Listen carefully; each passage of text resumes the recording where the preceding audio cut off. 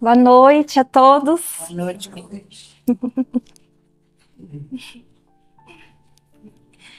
É uma alegria e satisfação, né, poder estar aqui com vocês, com a casa cheia, para nós conversarmos um pouquinho sobre a doutrina espírita.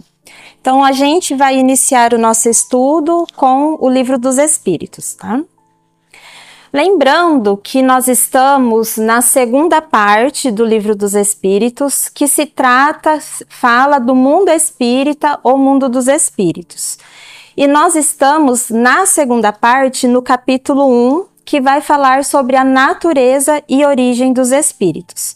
E nós entramos no tema diferentes ordens de espíritos.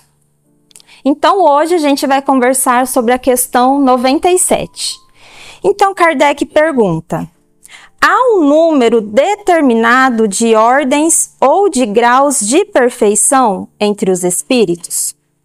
E eles respondem: seu número é ilimitado, porque não há entre essas ordens uma linha de demarcação traçada, como uma barreira, de modo que se podem multiplicar ou restringir as divisões à vontade. O que os espíritos estão dizendo?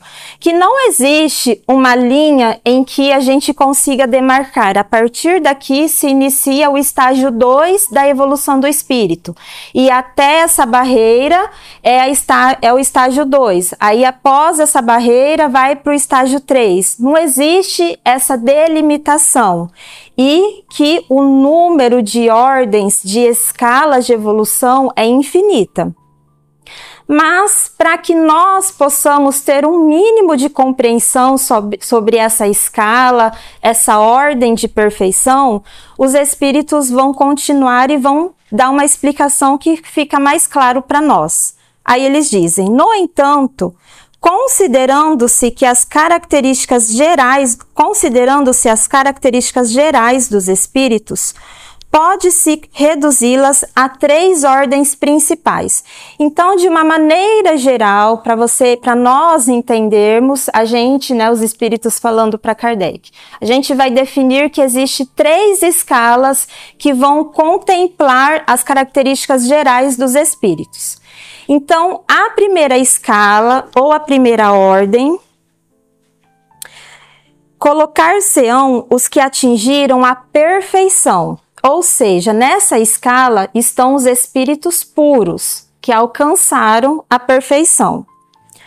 Na segunda ordem, encontram-se os que chegaram no meio da escala, que são aqueles em que predomina o desejo de fazer o bem.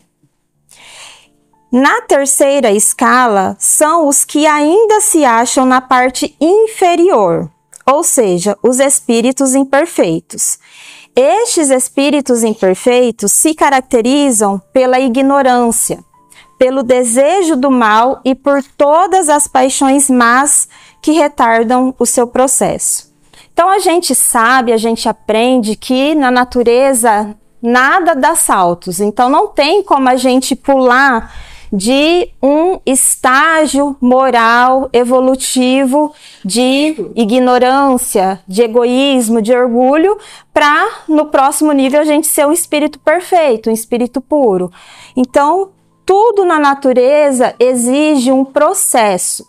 E o processo de evolução, ele é lento, devagar, passo a passo, mas ele é constante.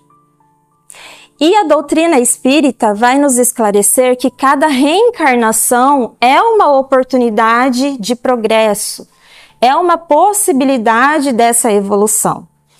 E essa divisão, trazida pela espiritualidade, ela é uma divisão didática, que é para nós compreendermos melhor como que é esse processo evolutivo do espírito. Nós, ou a grande maioria de nós, ainda nos encontramos na terceira escala, de espíritos imperfeitos. E por quê? Ainda predomina nas nossas ações, nas nossas atitudes, nos nossos comportamentos, a ignorância, o orgulho, a vaidade, o ciúme, a necessidade, né, de nós suprir as paixões materiais. Então, nós temos sim lampejos, mas são pequenos lampejos de sermos bons. Mas na grande maioria das nossas ações e dos nossos sentimentos ainda permanece a condição de espíritos imperfeitos, né?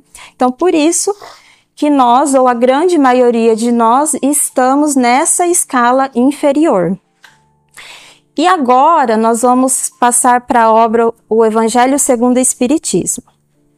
Antes de nós adentrarmos no item da noite, é importante a gente ter uma noção de qual que era a época em que Kardec ele codificou a doutrina espírita, né?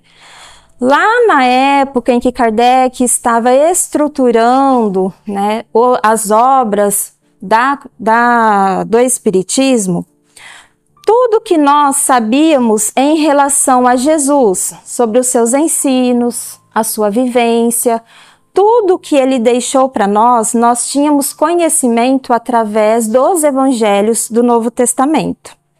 Somente no Novo Testamento é que continha informações a respeito de Jesus. Existia então ali anotações de pessoas que conviveram diretamente com Jesus ou de pessoas que conviveram com os discípulos e essas pessoas registraram, anotaram todos os ensinos, as vivências de Jesus. Então, se tudo o que nós sabíamos lá na época de Kardec, tudo o que nós sabíamos sobre Jesus estava contido nos evangelhos do Novo Testamento, qual então seria a utilidade da terceira revelação? Qual que é a utilidade de vir espíritos sérios, espíritos evoluídos e nos trazer algumas verdades ou nos falar de uma maneira mais clara sobre aquilo que Jesus já tinha falado? Kardec, ele vai indagar isso aos espíritos, porque ele é um excelente investigador e ele foi muito corajoso. E na questão do Livro dos Espíritos 627, ele vai perguntar: uma vez que Jesus ensinou as verdadeiras leis de Deus, qual então é a utilidade dos ensinos que os Espíritos dão? Terão que nos ensinar mais alguma coisa? Então, se Jesus, o que Kardec quer com essa pergunta? É entender. Se Jesus, ele trouxe as verdades sobre as leis de Deus, ele deixou de falar alguma coisa? Faltou alguma coisa? Essa é a ideia que Kardec estava querendo que os espíritos explicassem. E eles responderam: Jesus empregava a miúde, devagar, passo a passo. Utilizava na sua linguagem alegorias e parábolas, porque falava de conformidade com os tempos e os lugares. Faça agora, faça agora urgente, necessário, que a verdade se torne inteligível para o mundo todo. Muito necessário é que essas leis divinas sejam explicadas e desenvolvidas, porque tão poucos são os que a compreenderam e ainda menos os que a praticaram. Então, o que os espíritos estão nos dizendo? Que à época de Jesus foi muito necessário ele se utilizar de histórias, de parábolas, de alegorias, porque nós não tínhamos condições de entender tudo aquilo que ele tinha para nos revelar. Então, durante o percurso após a vinda de Jesus, essas histórias, esses ensinos, eles foram muito deturpados por nós, mal interpretados por nós. Daí a importância da terceira revelação para esclarecer, para tirar esse véu de deturpação, de dúvida que ficou com os ensinos de Jesus. Então, essa resposta dos espíritos marca o vínculo da doutrina espírita com o Evangelho de Jesus.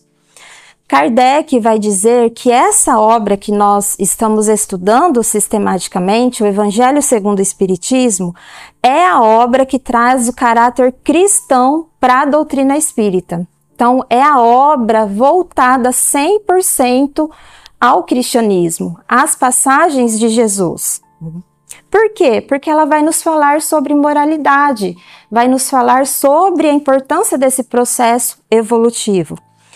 E é a partir dessa resposta dos espíritos, da questão 627, que Kardec ele vai perceber que existe uma grande necessidade de retornar ao texto, né, às passagens do Novo Testamento em relação a Jesus, para entender, compreender, explicá-los à luz da doutrina espírita, retirando então todas as más interpretações e deturpações ao longo da história que nós mesmos fomos colocando em relação aos ensinos de Jesus. E Kardec, na obra O Evangelho segundo o Espiritismo, ele vai citar em vários momentos que a doutrina espírita é como se fosse uma chave. Principalmente na introdução, ele vai dizer que essa terceira revelação é como se fosse a chave que faltava para ligar na nossa consciência o despertar das verdades que Jesus nos trouxe. Então ele vai dizer que o Espiritismo é a chave para que nós possamos entender em sua completude, na sua totalidade, os ensinos e vivências de Jesus. Mas ele vai dizer, não basta nós termos acesso a essa chave, não basta nós sabermos que existe essa chave que possa explicar de uma maneira clara, de uma maneira abrangente tudo o que Jesus nos revelou. É importante, é necessário a gente utilizar essa chave. Porque se eu tenho acesso a essa chave, mas eu coloco na estante da minha casa, eu coloco num pedestal. Se eu tenho acesso a essa chave, mas eu coloco ela dentro de uma gaveta, não tem finalidade nenhuma. Então ele vai dizer que o importante é que nós a utilizemos. E como que Kardec utilizou essa chave? Na obra O Evangelho segundo o Espiritismo, foi nos trazendo como se fosse uma receita de como que a gente tem que se comportar, que agir, os sentimentos que a gente tem que cultivar. É uma receita o Evangelho segundo o Espiritismo, porque torna claro e coerente tudo aquilo que Jesus nos revelou. Então, dando continuidade ao nosso estudo do Evangelho segundo o Espiritismo, hoje nós vamos falar sobre o item Os Mercadores Expulsos do Templo. Esse item está lá no capítulo 26, que Kardec intitulou Dai de graça o que de graça recebestes. Essa passagem é a passagem que Jesus ele vai purificar o templo. É uma passagem muito polêmica, é a passagem mais polêmica do Novo Testamento, a passagem mais polêmica atribuída a Jesus. É aquela em que ele chega no templo, derruba as mesas, derruba bancos, solta os pássaros que estavam presos em gaiola para serem vendidos, comercializados. Então é sobre essa passagem que a gente vai conversar. É uma passagem muito intensa, mas muito simbólica. E por que ela é polêmica? Porque em algumas pessoas, quando elas entram em contato com essa passagem, dá aquela noção de perturbação. Porque eu não consigo identificar, olhar para um Jesus com aquela imagem que a gente tem, né, de espírito que ele é, governador espiritual do planeta terrestre, com um ato, uma ação, um processo educativo tão forte como chegar quebrando tudo, bagunçando as coisas, falando de uma maneira mais veemente, mais forte. A gente, muitas vezes, quando tem, né, contato com essa passagem, fica esse sentimento de um pouco de perturbação. Será mesmo que Jesus agiu dessa forma? Será que Jesus então era realmente um espírito tão evoluído assim? Ficam essas questões, né? E o espiritismo, ele nos propõe ter um olhar mais adulto, um olhar mais abrangente, mais claro sobre tudo o que Jesus fez. Então, Kardec, com o auxílio da espiritualidade, vai nos esclarecer sobre essa passagem polêmica. Antes de eu ler essa passagem, eu gostaria de refletir junto com vocês um pouquinho sobre a grandeza que é Jesus. Há 4,5 bilhões de anos atrás, quando esse planeta que nós conhecemos começou a ganhar corpo, começou a ter as movimentações para o início da vida, há 4,5 bilhões de anos atrás, Jesus, ele já era espírito puro. Então, lembrando o que a gente aprendeu na questão 97, ele já fazia parte da primeira ordem de espírito puro. E além dele ser espírito puro, ele ainda tinha condição de ser Cristo. Nem todo espírito puro chega a esse nível de Cristo. E Jesus, ele era os dois, espírito puro e Cristo. Há 4,5 bilhões de anos atrás, gente, eu não sei nem se Deus já tinha me criado. A gente não tem essa certeza. E Jesus já era Cristo e já era puro. Então, é desse ser que a gente está falando. Como que nós temos uma certa ousadia, eu considero, né, de nós compararmos o comportamento de Jesus com a condição de agressividade, falta de paciência, de intemperância que muitas vezes a gente tem no nosso dia a dia. Como que a gente pode comparar? Eu já ouvi pessoas dizendo essa fala: quem sou eu se até Jesus perdeu a paciência quebrando tudo no templo, imagina eu. Então eu já ouvi pessoas falando isso. Como que pode, né, nós dizermos nessa passagem que Jesus ele se irou, que Jesus perdeu a cabeça, ou que ele ficou com raiva, ou que ele teve um comportamento um tanto agressivo com os comerciantes, com os cambistas?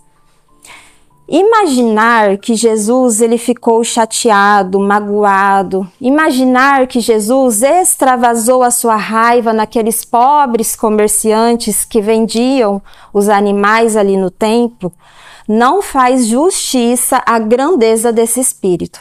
Na verdade, a gente está falando mais da nossa ignorância em entender o que é um espírito puro, do que realmente a gente entender que ele realmente chegou lá e quebrou e estava muito nervoso.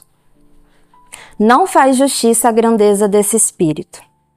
E isso nos revela um grande problema, o problema das más interpretações. Das más interpretações que nós temos com as passagens de Jesus.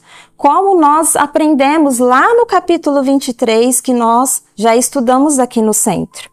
O problema não está na passagem dos evangelhos, mas em quem está interpretando aquelas passagens.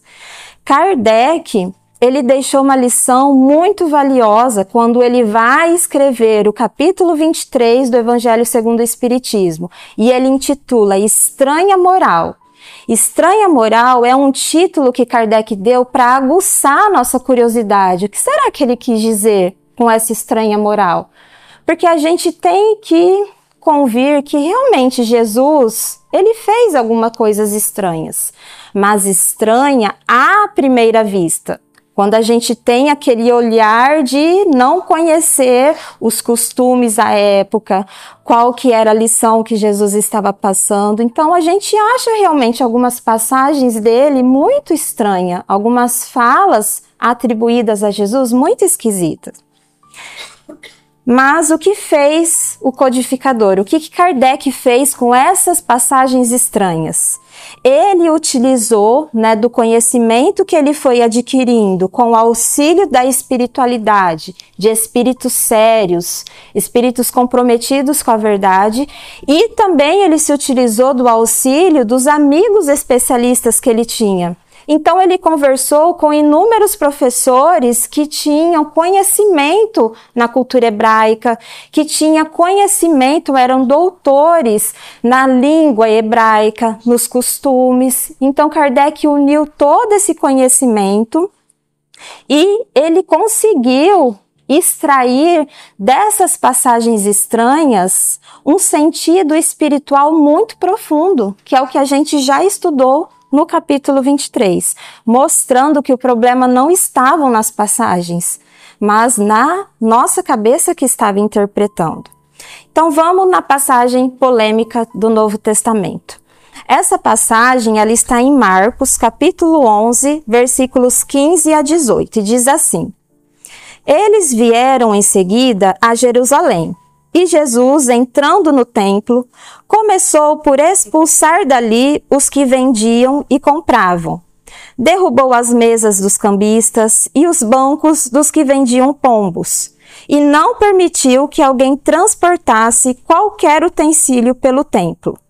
Ao mesmo tempo, os instruía dizendo: Não está escrito, minha casa será chamada casa de oração por todas as nações. Entretanto, fizeste dela um covil de ladrões. Os príncipes dos sacerdotes, ouvindo isso, procuravam meios de o perderem, de o matarem, porque o temiam, pois o povo estava maravilhado pela sua doutrina. Essa é a passagem que está no Novo Testamento. Quem lê essa passagem ao pé da letra, exatamente como com o óculos da ignorância no sentido de não compreender os costumes da época, vai visualizar um Jesus irado, um Jesus nervoso, um Jesus transtornado, um Jesus que parecia até estar com raiva, com ódio. Para nós entendermos o real significado dessa passagem, é muito importante a gente compreender qual que é o momento que ela aconteceu na história. Essa passagem aconteceu quando Jesus ele entra em Jerusalém, lá montado no burrinho, ele é muito aplaudido, proclamado pelo povo, e aí ele começa a fazer algumas coisas estranhas.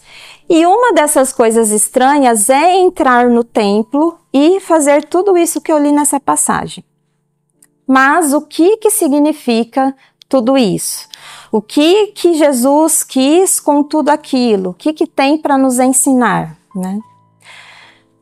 Há um estilo na Bíblia, um estilo literário que inúmeros estudiosos, eles se aprofundaram na investigação desse estilo literário.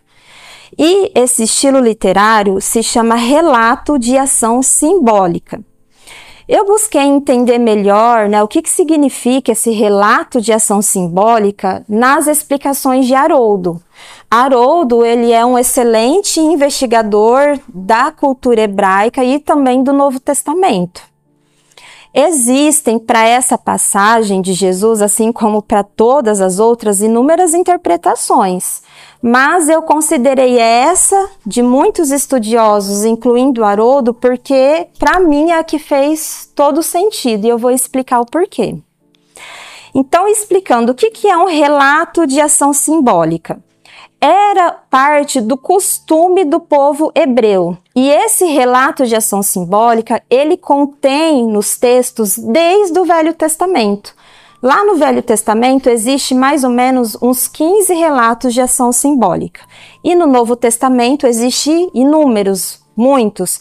E essa passagem do templo, da purificação do templo, é um desses relatos de ação simbólica.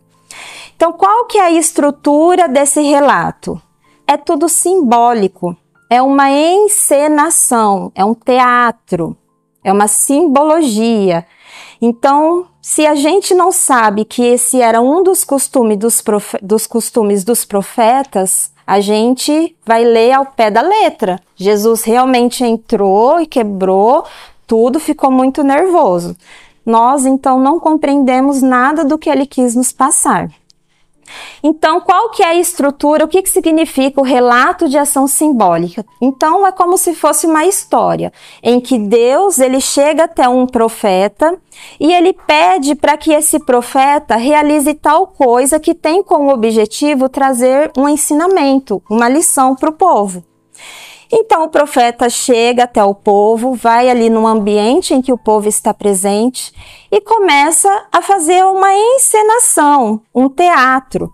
Mas nessa encenação não existe falas, não existe palavras. É como se fosse mímica. Então, o profeta começa a fazer gestos, começa a fazer mímica, e ele espera um pouco. O povo está olhando, fica olhando, alguns assustados, alguns ficam curiosos. Quando ele termina toda a encenação, aí ele se dirige ao povo e fala: olha, Deus veio conversar comigo e pediu para que eu fizesse tal coisa com esse objetivo, porque vai acontecer isso. Essa é, assim, de uma maneira bem resumida, uma encenação simbólica. E era um dos costumes dos profetas lá na época de Jesus e até mesmo antes dele. Os profetas do Velho Testamento já se utilizavam desse costume. E por que para mim fez todo sentido, né, essa interpretação? Por um motivo muito óbvio. No Templo de Jerusalém, bem do lado do Templo de Jerusalém, havia a Torre Antônia. O que é essa Torre Antônia?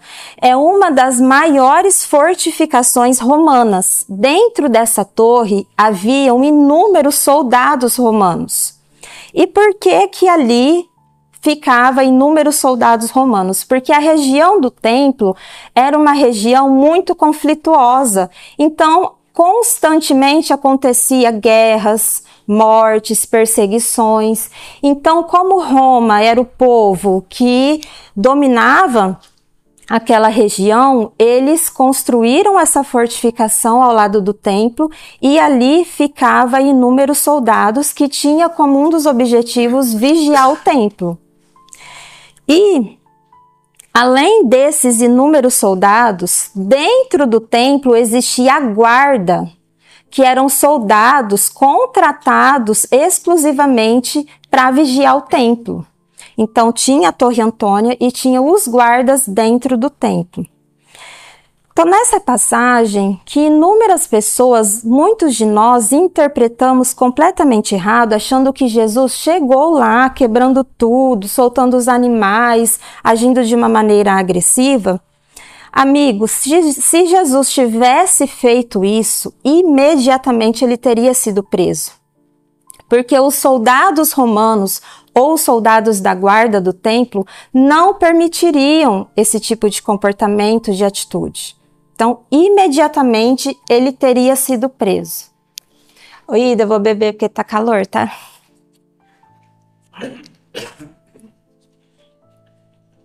Então, o que verdadeiramente aconteceu? Essa encenação profética, uma encenação simbólica, em que Jesus, ele adentra ao templo, ele entra no templo e ele começa a encenar que estava empurrando para cima a mesa, chutando cadeira, a encenar, ir até as gaiolas e fingir que ele estava soltando os animais. Então, era tudo isso fazia parte dos costumes dos hebreus, essa encenação profética.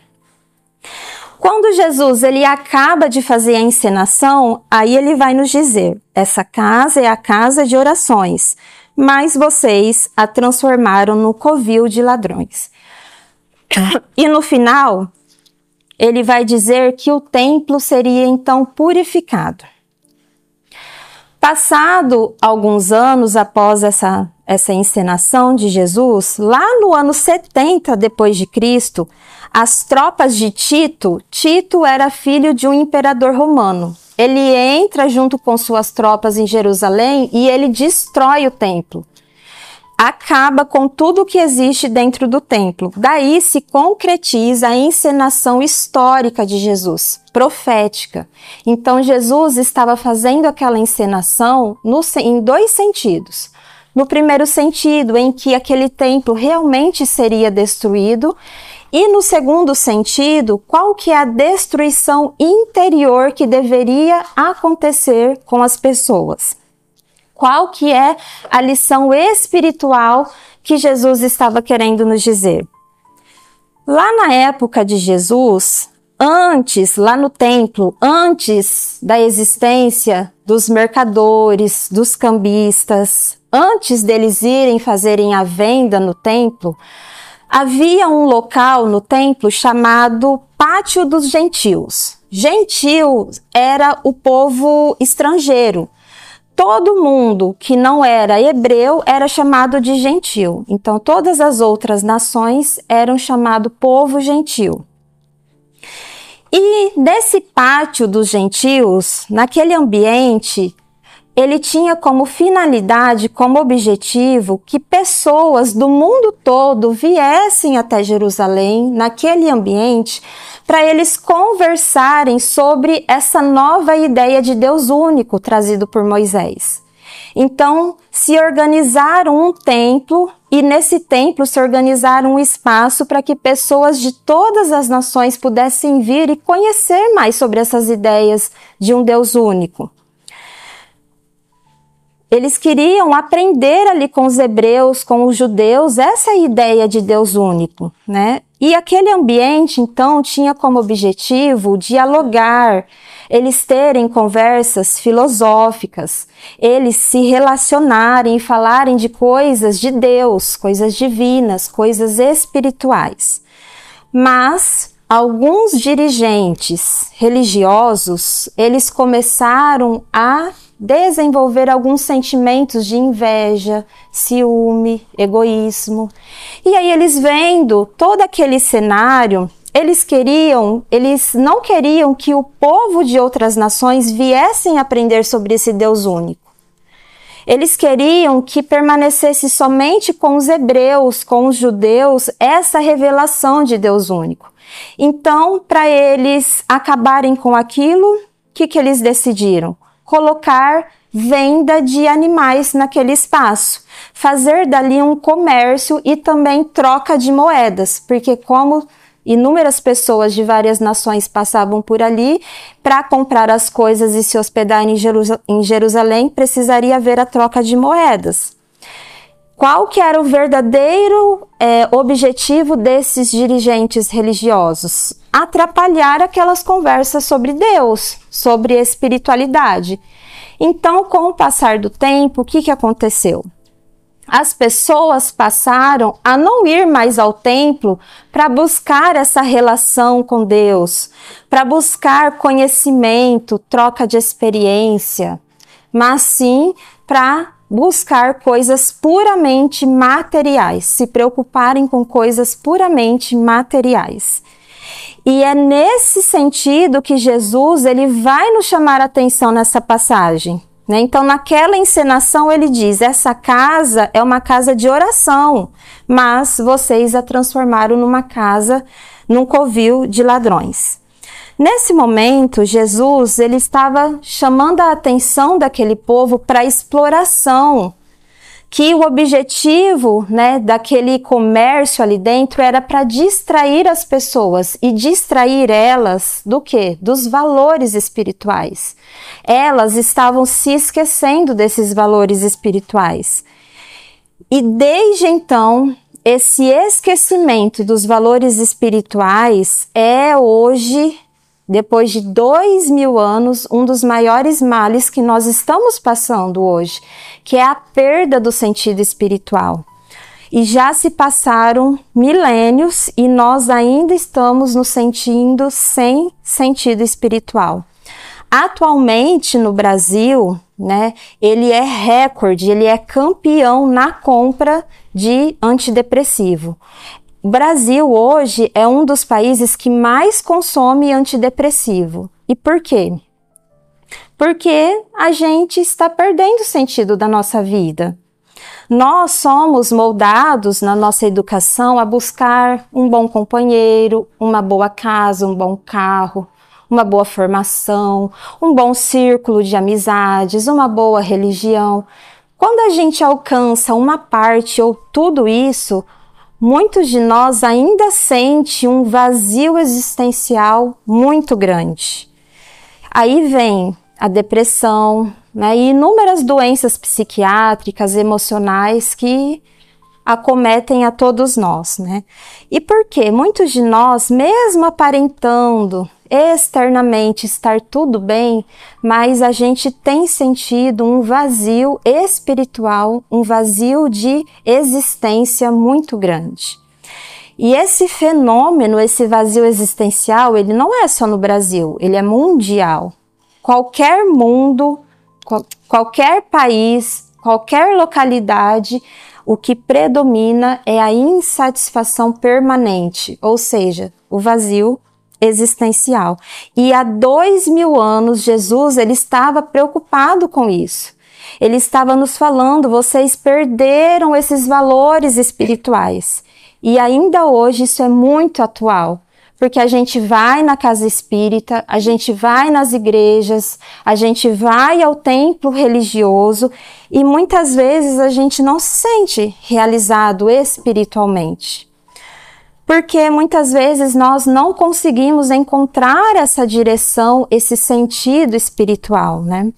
E Jesus, ele falou no final da sua encenação que ele iria purificar aquele templo. E nós podemos entender essa purificação em dois sentidos. O templo, né, a purificação no templo externo e a purificação interior, né?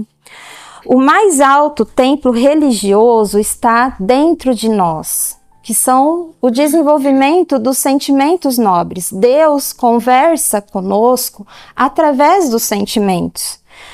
E o que é a construção, né, o retorno, a valorização dos sentimentos nobres e dos valores espirituais? É quando a gente tem condição de doar de nós mesmos para o próximo.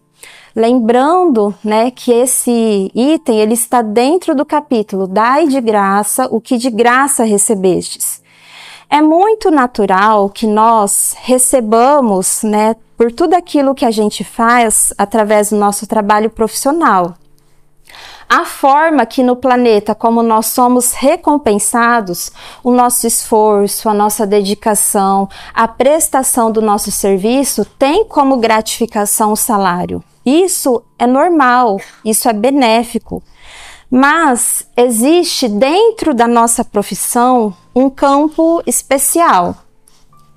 E esse campo é a prestação do nosso serviço de uma maneira gratuita, voluntária. É você realizar o seu trabalho sem cobrar pela sua atuação. Porque quem de nós não tem 30 minutos, 1 hora da nossa semana, do nosso mês, para fazer, né, o nosso trabalho de uma maneira gratuita? Um cabeleireiro, ir até as crianças mais carentes a instituições, um cabeleireiro ir até os asilos e cortar o cabelo dos idosos, dos presidiários, um professor, ele doar, né, os seus conhecimentos para crianças carentes ou idosos que não têm acesso à escola, ou um médico utilizar 1 hora da sua semana para prestar serviço às pessoas, às comunidades carentes. Além desse campo especial na nossa área de atuação de cada um de nós aqui, né, que é a gente doar para o próximo aquilo que a gente aprendeu de uma maneira gratuita, além desse campo especial, existe um outro campo ainda mais especial, que é aquele campo em que a gente realiza coisas na nossa vida e a gente não pagou nada para ter aquilo. Faz parte de nós. Então, nós não precisamos sermos formados para dar um bom dia, um muito obrigado. Eu vou usar alguns exemplos de uma das últimas palestras que o João fez, porque para mim casou muito com essa ideia, né, de campo muito especial.